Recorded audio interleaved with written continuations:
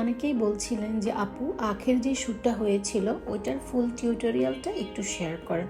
So hello everyone, আজকের এই ভিডিওতে আমি আখের শ্যুটের ফুল টিউটোরিয়ালটা তোমাদের সাথে শেয়ার করছি।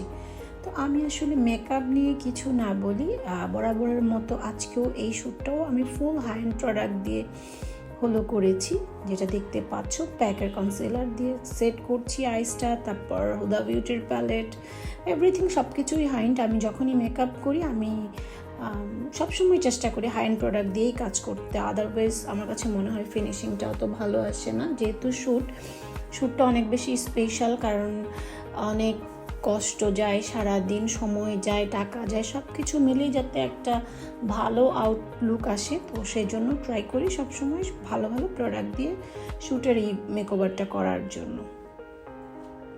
আর একটা কথা, আখি অনেক জায়গায় শ্যুট করেছি, ওর অনেক সুন্দর সুন্দর পিকচার আমি দেখেছি, অনেক সুন্দর সুন্দর ভিডিও আমি দেখেছি।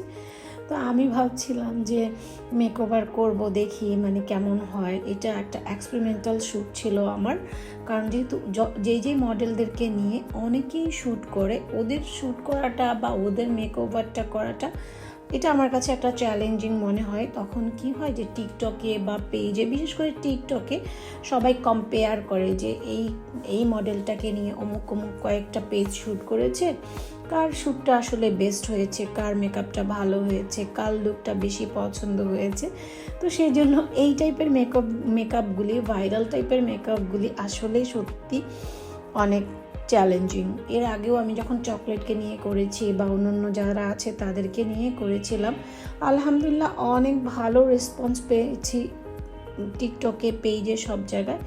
তো আশা করছি আখের যে শ্যুটটা এটা নিয়েও অনেক ভালো আউটলুক আমি পেয়েছি। তোমরাও দেখতে পাচ্ছ যে কেমন হয়েছে। তারপর তোমরাও জানাবা কেমন হয়েছে, কমেন্টস করবা যে আখের এই লুকটা কেমন হয়েছে। তোমাদের যদি ভালো লাগে, এটাই আমার কষ্টের সার্থকতা, যে না সবাই পছন্দ করেছে, সবার অনেক ভালো লেগেছে।